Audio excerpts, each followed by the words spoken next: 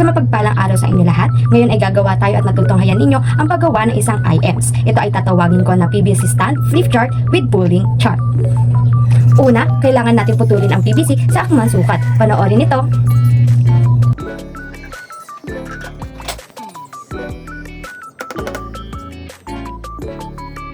Ayan, pagkatapos putulin ang mga PVC sa akma sukat, ito ay aking binuo sa isang bagay na PVC stand. Ito ay maaaring gamitin pa sa susunod na demo teaching o sa mga kasalukuyan na pagtuturo. Pangalawa ay gagawa naman tayo ng pinaka-importanting base ng ating IMs. Tayo ay kailangan natin ng illustration board na tatlong malaki, ring, ruler, double-sided, gunting, pencil at glue, at gayon din ang colored paper at ang pinaka-importante ang ating puncher upang mahang ito sa ating PVC stand.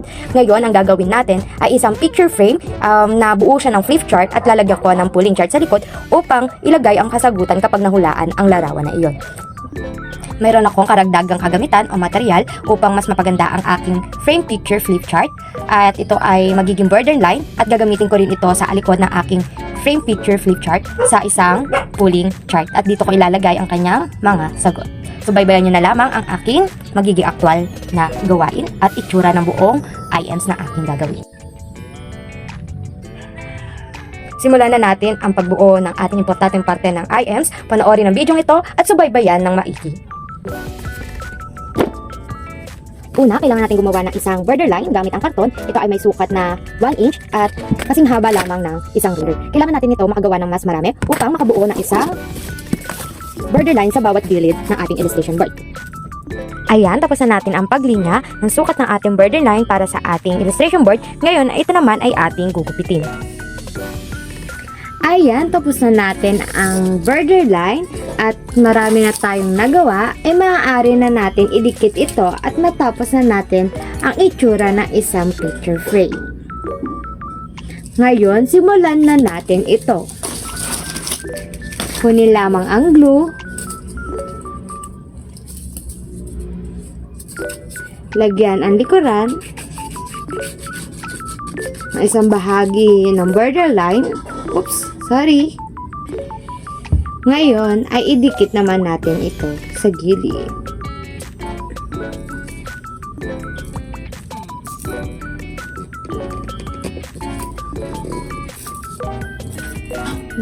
Punasan natin ang natapong glue at maaari pa natin ito idagdag sa susunod na borderline. Patuloy lamang natin itong ulit-ulitin ang ganitong klase ng proseso.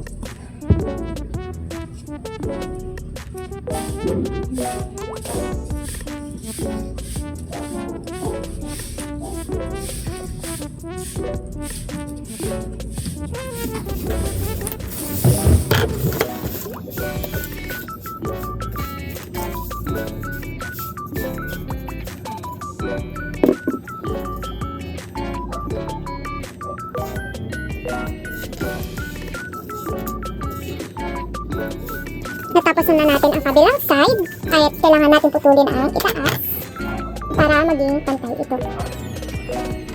Ayan, putol na natin at ngayon ay sundan naman natin ang kabila sa gilid.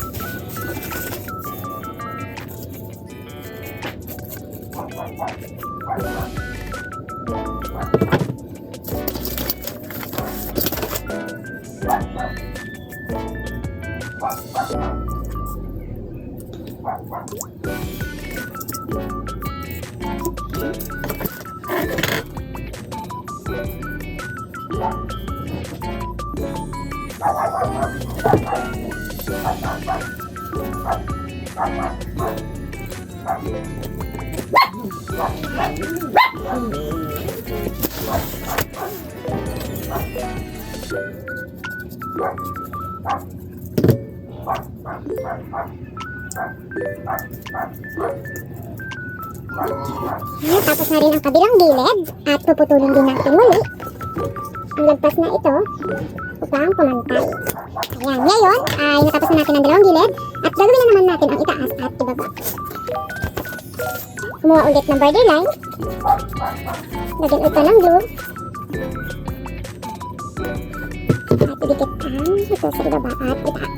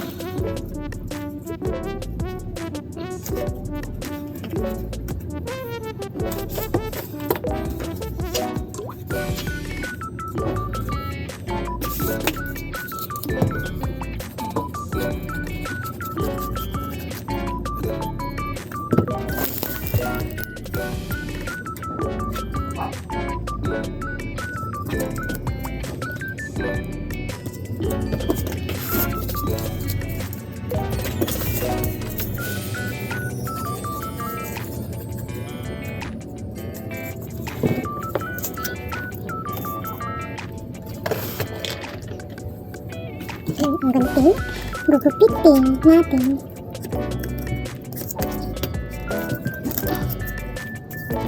Hinti natin siya lamang upang sakto ang haba nito.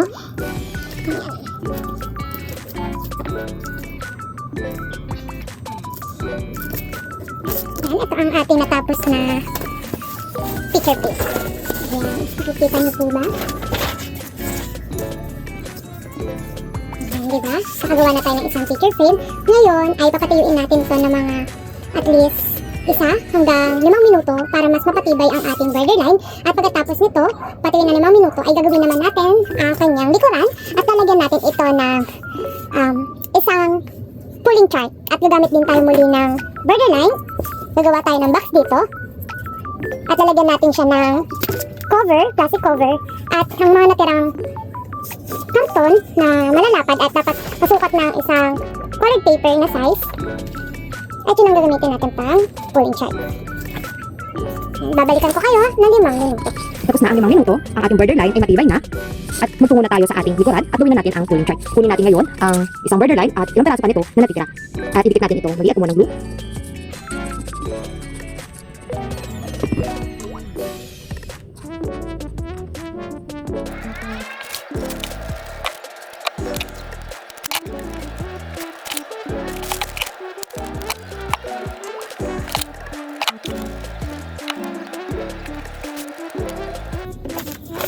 Hindi na tayo gamit ng karton, ang ipapalit na lang natin na mas maganda na mas manipis ay folder na lamang. Yun ang aking karagdagan para sa materials ito at alalahanin ninyo.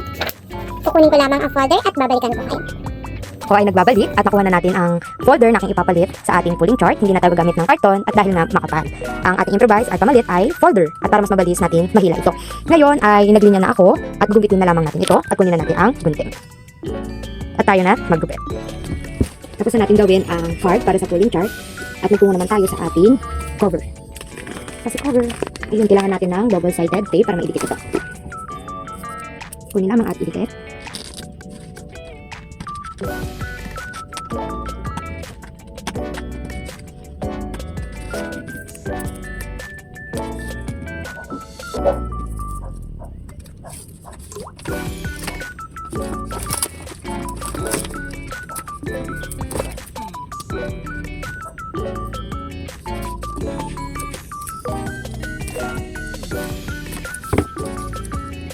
So, isa natin tanggalin.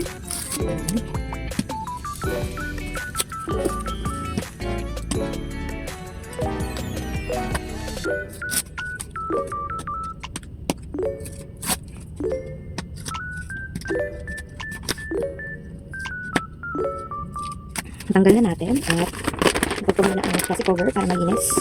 Ngayon, handa ito at dahan-dahan. Sa bawat yung kabilang dulo na ating box na diba.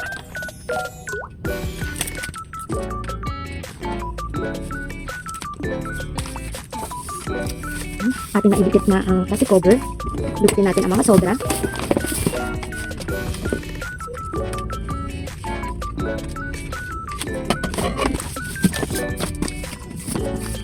Dito rin sa kabilang gilid ng box na ating pulling chart.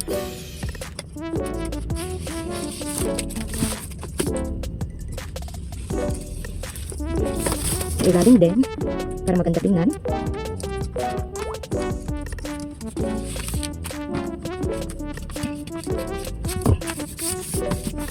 Hanapos na natin ang lagayan ng pulling chart at itong nagawa nating card ay ating ilulusot dito. Yan tawag natin sa ating ginawang IMs ay flip chart with pulling chart at ito ay ating isasabit sa pinaka-base natin na PVC stand. Okay, tapos na ang ating IMs na pinaka-importanteng parte. Pag hinigit ito at may ilarawan ako ilalagay dito at dito lalabas ang sagot. Ibalik natin mali. Yan tinatawag siyang PVC stand with flip chart and pulling chart. Ngayon, at para mahang ito sa ating PVC, kailangan natin ito gamitan ng puncher. Ayan, nalagyan na natin ito ng butas. Lagyan naman natin ang circular ring para maisabit natin ito sa ating PVC stand. Ating ilang. Ayan, tapos na. At ready na ang pinaka-IMs natin. Ang tatawag natin flip chart with pulling card. Ngayon ay tatapusin ko naman ang dalawa pa natitirang illustration board at babalikan ko kayo. At makikita nyo na ang pinaka-final kong IMs. Ito na ang pinaka-actual na aking IMs. Tatawagin natin itong PVC stand with flip chart and pulling chart.